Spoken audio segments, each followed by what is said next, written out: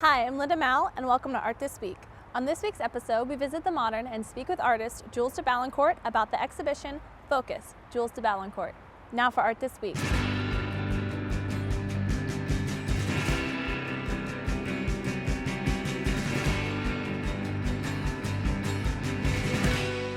Hi, I'm Linda Mal, and I'm here at the Fort Worth Modern with Jules de Balincourt, featured artist in the latest installment of the Modern's Focus series. Jules, thank you so much for being with us today. Thanks for having us. Well, I want to start by asking you about the pieces that have been selected for this exhibition. Why these particular paintings, and can you tell me a bit how you feel these pieces function as a group?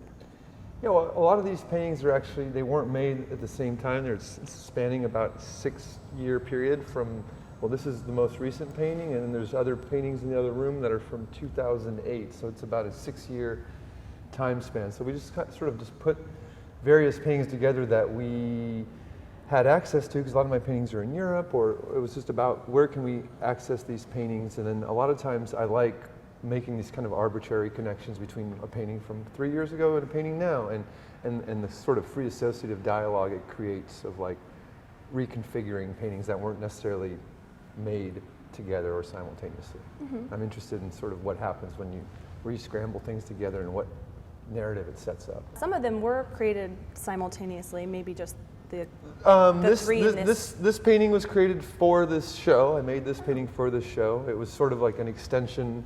I kind of thought of this painting as a zoom in of another painting over there, Fortune Island. I thought of this as like a zoomed in scene of these are the inhabitants of this kind of like dream utopian island. And so it was like an extension of a painting I made 2 years ago.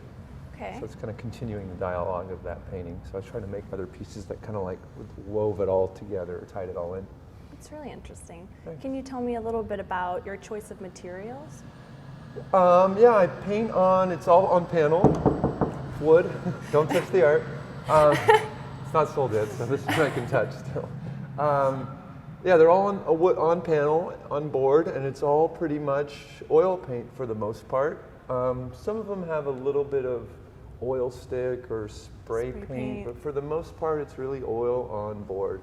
I like the wood surface because it like permits a certain rigidity, and I can sand or I can scrape or I can be a little bit more physical with it. So that's really the reason why I'm working on wood and not on canvas. All right. Do you think that your training as a ceramicist has influenced the way that you handle the surface? You did your homework, you know, you did little ceramics.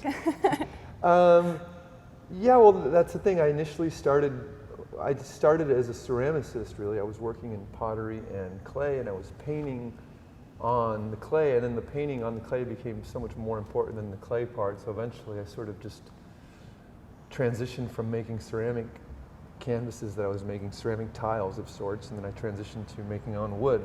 But similar in the sense that they both have more of a physicality and a materiality than staples and canvas, I think.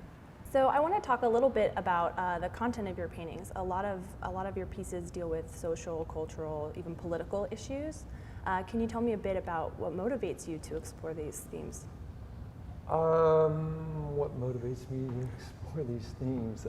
Living on this earth in the 21st century with all, I don't know, it's hard not to be sensitive to the global anxiety and climate and condition of, you know, what is it to live in the 21st century, and maybe capturing some of the like utopian and dystopian possibilities where this kind of what's it called, the junction of like, it could, like the technology and what we have could also be this really kind of like utopian, prosperous, hopeful thing, but then there's also this potential, this completely dark dystopian sort of apocalypse, and I'm kind of interested in like where one will hopefully, the utopian element will outrun the dystopian element.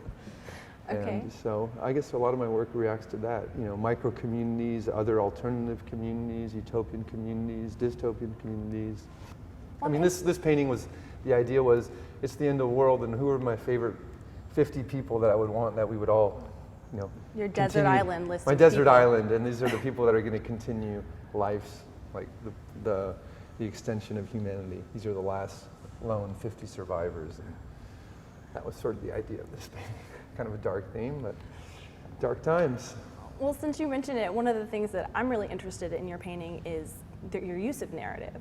And there seems to be, I think you really captured a nice balance of what information you reveal and what information you do keep up to the viewer. How conscious are you in the painting process of which parts you're constructing for the viewer and which parts are left open-ended? Well, I think I sort of like the idea of like the silence before the storm, not quite presenting the storm or the potential, or it's like a lot of like David Lynch movies. It's like there's a dark creepiness without really showing the actual violence or darkness. It's just more alluding to something, but without like hitting you on the head with it. So I guess I like to play with this. Again, is it a fun, peaceful gathering, or is it like a refuge? Or, I like these kind of like this duality or binary of the potential narrative to go either way.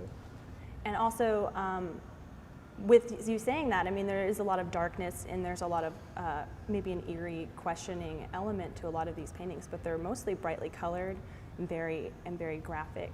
How do you decide how much is going to be abstracted and how much is going to be figurative? Well, no matter what the content is, it's still about art and it being a visual experience. And art, I think, has gotten away from like visual seduction into so much heady theoretical work. And for me, I really want the viewer to have like I want the viewer to have a really like visually seductive, physical, emotional experience, I guess. I like the duality again of not this hyper-realism representation, but really kind of building up these paintings in kind of like an abstract way with lots of abstract shapes and colors without like illustrating it so perfectly. So I'm interested again in this relationship between like abstraction and representation and kind of keeping that tension between both of them. Yeah, this painting started, my paintings really start intuitively a lot of times where I really don't have an initial, I don't work from drawings or photos, I just work from my head, and it's, there was no preliminary sketch for this painting. I really just started at first with, it can be as like primitive and intuitive as just me and an oil stick at first. It was just me and an oil stick, and I was just kind of like crudely making these like arched rainbowish effects, and then all of a sudden I see something in it or it makes me think of something else, and I kind of like, okay, why don't we go with this idea?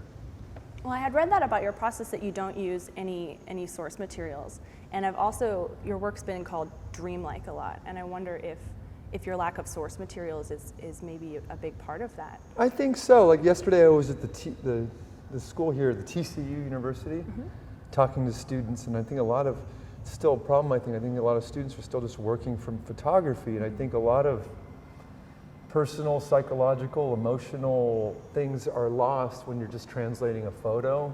It's like, here's the photo and I'm just going to blow this up and make it bigger. I think there's a lot. It's like, I think of making a painting almost like as a road trip. Like, I don't know where I'm going, I don't know where it's going to take me, and I kind of like that metaphor, that idea of like, what is this thing I'm going to make, and why did I make this? Versus like, here's a photo I found in the New York Times, let's blow it up and let's repaint it. It's like, it doesn't excite me, and it's hard to work photorealistically after such painters as like Gerhard Richter or Robert Bechtel. It's like they had such a masterful touch with it that it's like, if you're not making it better than them, what's the point? Yeah, what can you add to that conversation? What can you add to that dialogue? So Absolutely. for me, I'm more interested in like, what happens when I compose a painting in my head, not from a photo, and then I think there's something more psychological, emotional, vulnerable that comes up that I think is more interesting. Like, absolutely. I think also, without them being tied to any specific place, maybe you're drawing from imagery that more people have seen. You're drawing from imagery from movies and art, and that's something that we can all enter in together. Like, you'll never find a picture of that island anywhere. But it's still somehow familiar. Yeah. We want to thank Jules for speaking with us. For more information on the exhibition, go to themodern.org. That's it for Art This Week. Thanks for watching.